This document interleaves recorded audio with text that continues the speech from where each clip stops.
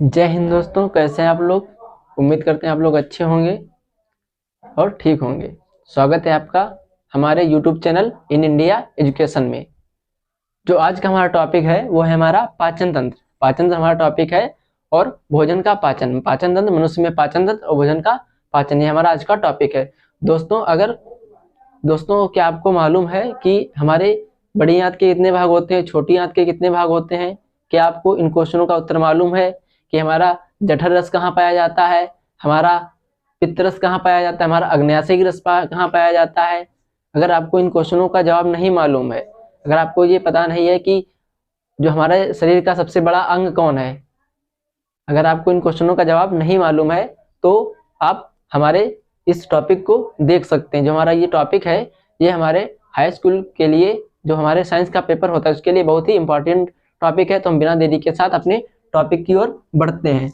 दोस्तों हमारा जो टॉपिक है इसमें पाचन तंत्र में दोस्तों हमारे मुख गुहा से लेकर और गुदा द्वार, जो हमारा पाचन तंत्र होता है हमारा मुख गुहा से लेकर गुदा द्वार के मध्य में होता है। मुख गुहा से लेकर गुदा द्वार के मध्य में होता है, जिसको हम आहार नाल कहते हैं। जो आहार नाल की जो लंबाई होती है दोस्तों वो होती है हमारी 8 से 10 मीटर। जो आहार नाल की दोस्तों हमारी लंबाई होती है हमारी 8 से 10 मीटर पाई जाती है। इसके बाद दोस्तों हमारी बारी आती है जो इसके बाद हमारा आहार नाल का जो हमारा पहला अंग है वो हमारा है दांत। दांत दोस्तों हमारे, अब जब हम कोई किसी चीज को खाते हैं तो हमारे दांतों के द्वारा वो चबा दिया जाता है, हमारे दांतों के द्वारा अच्छी तरीके से पीस दिया जाता है। तो हमारा जो पहला अंग है वो हमारा दांत है।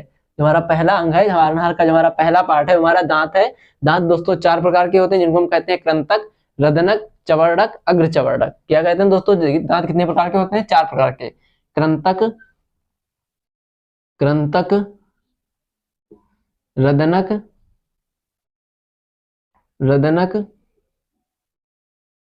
चवर्णक,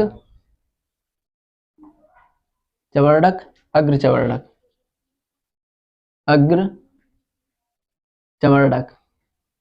दांत दोस्तों हमारे 4 प्रकार के होते हैं, कृंतक, रदनक, चवर्णक, अग्र चवर्णक। दांत जो होते हैं हमारे मुख गुहा में पाए जाते हैं और दांतों के द्वारा हमारे भोजन को अच्छी तरीके से पीसा जाता है। इसके बाद जो हमारा दूसरा अंग है, जो हमारा दूसरा पार्ट है वो हमारी जिह्वा दोस्तों आपको पता है जो हमारी जिह्वा है वो मांसल है, मांस की बनी है और आगे की ओर ये घूम भी सकती है, इसको जिस तरफ से घुमा उस तरफ घूम सकती है, मतलब ये आगे की ओर स्वतंत्र होती है। मांसल, चपटी और आगे की ओर स्वतंत्र होती है। जिह्वा हम देख सकते हैं कि ये मांसल,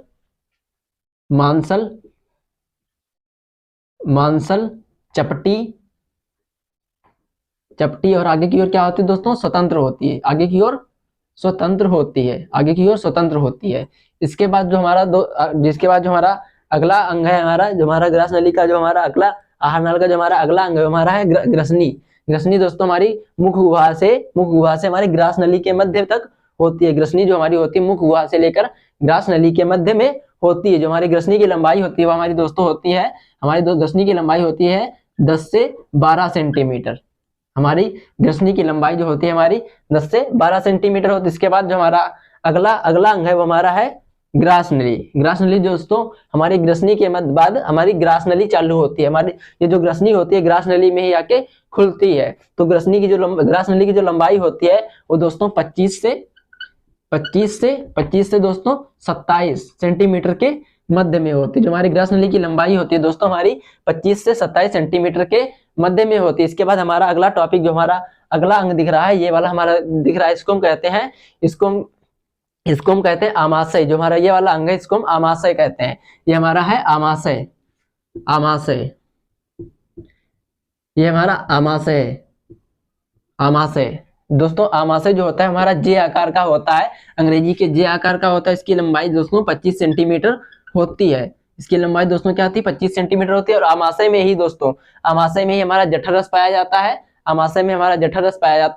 और जठर रस में हमारी जठर रस जो होता है जठर रस में ही HCl अम्ल पाया जाता है। जो जठर रस होता है इसमें कौन सा अम्ल पाया जाता है? इसमें कौन सा नहीं अम्ल, इसमें जठर रस पाया जाता है और HCl। जठर रस में क्या पाया जाता है? HCl पाया जाता है। जठर रस पाया जाता है और जठर रस में HCl पाया जाता है। इसके बाद जो हमारा अगला अंग है वो हमारा है यकृत। दोस्तों हमारे यकृत में हमारा यकृत जो होता है, यकृत भी जे आकार का सी आकार का होता है। ठीक है, यकृत में जो हमारा होता है ये जे आकार का सी आकार का होता है। और दोस्तों इसमें जो यकृत में होता है, यकृत में दोस्तों हमारा पित्त रस का निर्माण होता है। यकृत में किस रस का निर्माण होता है? पित्त रस। पित्त रस का निर्माण होता है यकृत में, पित्त रस का निर्माण होता है यकृत में, पित्त रस का निर्माण होता है। एकत्रित कहाँ होता है? पित्ताशय में निर्माण होगा इसको। जो पित्त रस का निर्माण होगा वह हमारा यकृत में होगा, एकत्रित कहाँ होगा? हमारा पित्ताशय में एकत्रित होगा। एकत्रित कहाँ होता है दोस्तों? पित्त रस कहाँ एकत्रित होता है? पित्ताशय में। यकृत जो हमारा पित्त रस होता है हमारा एकत्रित पित्ताशय में होता है, लेकिन हमारा बनता कहाँ है? हमारा यकृत में बनता है। इसके बाद जो हमारा अगला नंबर है वो है हमारी छोटी आंत। छोटी आंत, छोटी आंत दोस्तों जब हमारे यकृत के बाद ये हमारा यकृत के बाद हमारा ये छोटी आंत आ रही है, ये छोटी आंत आ रही है। छोटी आंत में दोस्तों छोटी आंत भी 3 प्रकार की होती है। छोटी आंत कितने प्रकार की होती है? 3 प्रकार की होती है, जिसको हम कहते हैं ग्रहणी। छोटी आंत 3 प्रकार की होती है, ग्रहणी, मध्यांत्र और शेषांत्र। ग्रहणी, मध्यांत और शेषांत्र। जो हमारी छोटी आंत होती है हमारी 3 प्रकार की होती है, ग्रहणी, मध्यांत और शेषांत्र। इसके बाद दोस्तों हमारी बड़ी आंत आती है। बड़ी आंत आती है, जो हमारी बड़ी आंत होती है ये भी हमारी 3 प्रकार, बड़ी आंत के भी हमारे 3 भाग होते हैं, जिसको हम कहते हैं सीकम, कोलन और मलाशय। सीकम, कोलन और मलाशय। बड़ी आंत के भी 3 भाग होते हैं, जिसको हम कहते हैं सीकम,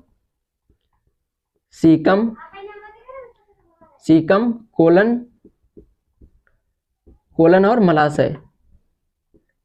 सीकम, कोलन और मलाशय। जो हमारी बड़ी आंत होती है, बड़ी आंत के भी 3 भाग होते हैं, सीकम, कोलन और मलाशय। मलाशय में दोस्तों हमारा जो हम खाते हैं, जो हमारा पचा हुआ भोजन होता है वही हमारा मलाशय में गुदाद्वार के द्वारा हमारा निकाल दिया जाता है।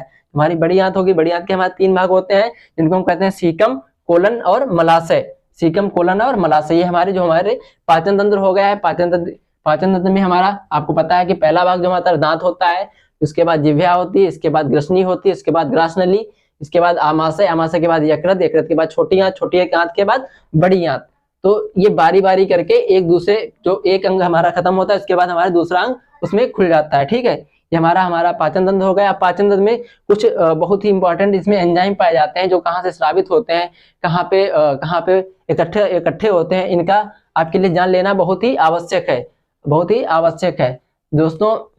जो आमाशय होता है, आमाशय में हमारा जठर रस भी पाया जाता है। आमाशय में हमारा जठर रस भी पाया जाता है। आमाशय में क्या पाया जाता है? हमारा जठर रस पाया जाता है। आमाशय में लिखा है हमारा आमाशय में जठर रस पाया जाता है। जो रूजी है, रूजी जो होता है भोजन को रोकने का कार्य करता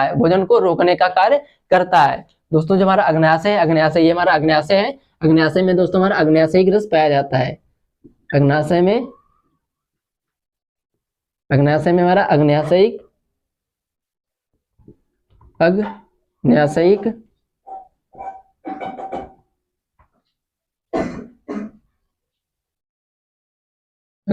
रस दोस्तों हमारा अग्न्याशय में अग्न्याशयिक रस पाया जाता है। अब दोस्तों एक हमारा क्वेश्चन बनता है कि जो हमारा वसा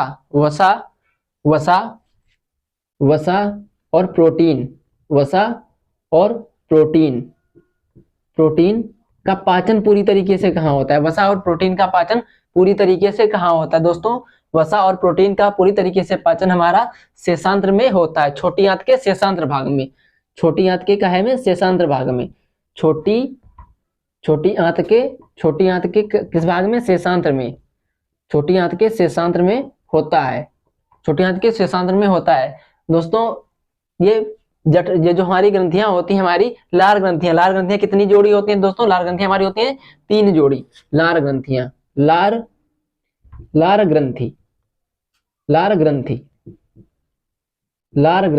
कितनी जोड़ी होती है दोस्तों? हमारी 3 जोड़ी होती हैं।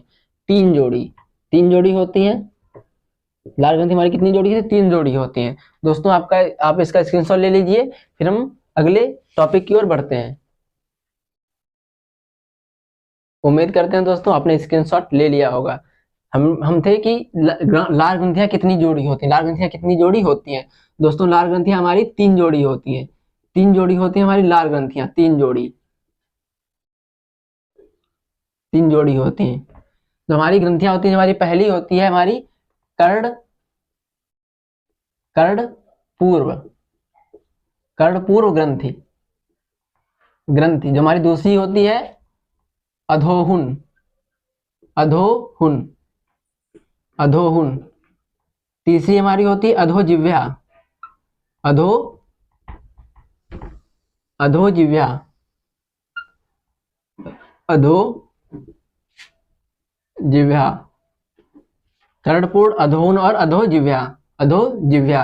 ये हमारी लार की 3 जोड़ी ग्रंथियां होती हैं। हमारी लार का आपको पता है, लार का हमारे पाचन में बहुत ही महत्वपूर्ण काम है। लार का जो हमारे पाचन तंत्र में बहुत ही महत्वपूर्ण कार्य है। इसके बिना हमारा लार का जो हमारा पूरी लार के बिना हमारा पूरा पाचन नहीं होगा। अब दोस्तों एक दिन में हमारी कितनी 1.5 लीटर, एक दिन में हमारी 1.5 लीटर लार स्रावित होती है। हमारे एक दिन में दोस्तों हमारी 1.5 लीटर लार स्रावित होती है।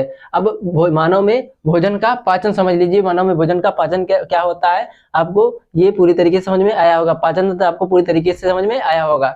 दोस्तों जब हम किसी भोजन को ग्रहण करते हैं, जब हम भोजन को ग्रहण करते हैं तो हमारे दांतों के द्वारा उसको अच्छी तरीके से चबा लिया जाता है। तो हमारे दांतों के द्वारा उसको अच्छी तरीके से चबा लिया जाता है। हमारे मुख गुहा में पाई जाने वाली लार ग्रंथि, हमारे मुख गुहा में बनने वाली लार जो होती है, हमारी मुख गुहा में बनने वाली लार में उपस्थित एंजाइम, टाइलिन नामक एंजाइम जो होता है हमारी लार के साथ में भोजन में अच्छी तरीके से मिल जाता है। इसके बाद जो हमारा भोजन होता है हमारा ग्रसनी में प्रवेश करता है, ग्रसनी से होते हुए ग्रास नली में जाता है और ग्रास नली के बाद यह आमाशय में जब पहुंचता है तो आमाशय में ये HCl अम्ल, हाइड्रोक्लोरिक अम्ल मिलाया जाता है। इसके आमाशय से होते हुए यहाँ पर यकृत के द्वारा जो होता है हमारा पित्तरस, इसमें पित्तरस बनता है, जो पित्ताशय में एकत्रित होता है वह हमारा पित्तरस भोजन में मिला दिया जाता है और यह छोटी आंत में प्रवेश कर जाता है। छोटी आंत में जैसे ही प्रवेश करता है, वह छोटी आंत में जैसे प्रवेश करता है तो इसके निम्न मतलब इसके विभिन्न भाग हों। छोटी आंत के कितने भाग होते हैं?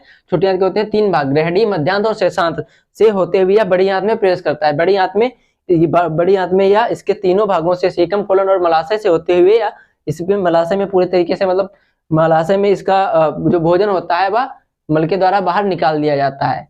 उम्मीद करते हैं दोस्तों कि यह पाचन तंत्र बहुत ही तरीके से समझ में आया होगा। अगर आपको हमारा वीडियो अच्छा लगता है तो हमारे वीडियो को लाइक करें, चैनल को सब्सक्राइब करें। जय हिंद दोस्तों, मिलते हैं अपने नेक्स्ट वीडियो में।